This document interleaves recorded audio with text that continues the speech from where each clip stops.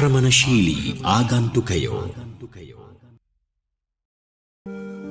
කටකළු බෝවිටියා ක්ලයිඩෙමියා හර්ටා යන විද්‍යාත්මක නාමයෙන් හඳුන්වන කටකළු බෝවිටියා ශාකයේ නිජබිම නිවර්තන ඇමරිකාවයි.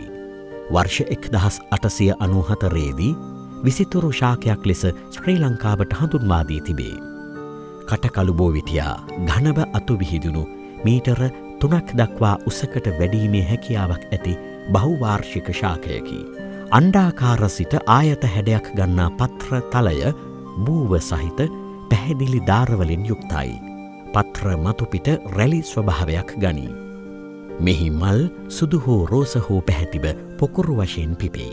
ගෙඩි පොකුරු වශයෙන් හටගන්නා අතර ඒවා මෝරන විට කොළ පැහැයේ සිට නිල් කළු හෝ තද දම් හෝ පැහැයට හැරෙයි. එක් ඵලයක බීජ 100කට වැඩි ගණනක් තිබේ. වසර 4කට වැඩි කාලයක් ජීවීව පවතින මෙම බීජ විශාල බීජ සංචිතයක් ඇති කරයි. ශීඝ්‍රයෙන් පැතිර යන ශාක විශේෂයක් වන කටකළු බෝවිටියා එක් වර්ගමීටරයක් තුළ නව ශාක 6000කට වඩා පැලවී ඇති බව නිරීක්ෂණය කර තිබේ. මෙම සංඛ්‍යාව ඕනෑම දේශීය විශේෂයක පැලවීමේ ප්‍රමාණයට වඩා ඉතා විශාල අගයකි. මේ වන විට ශ්‍රී ලංකාවේ තෙත් කලාපයේ අර්ධ කඳුකර ප්‍රදේශවල කටකළු බෝවිටියා පැතිර යමින් පවතී. කටකළු බෝවිටියා වගාවල ඉඩ හා පෝෂක කොටස් අත්පත් කර ගැනීමෙන් බෝග අස්වනු හා ඵලදායිතාව අවම කිරීමටද සමත් ශාකයකි.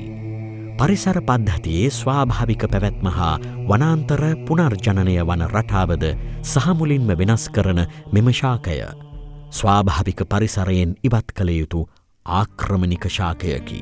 දැනට ව්‍යාප්ත වී ඇති බිම්වලින් ගලවා පුළුස්සා දැමීම මගින් උපක්‍රමශීලීව කටකළු බෝවිටියා මර්ධනය කළ යුතුය. ආක්‍රමණශීලී ආගන්තුක ජීවී විශේෂවලින් තොර ශ්‍රී ලංකාවක් බිහි කරමු.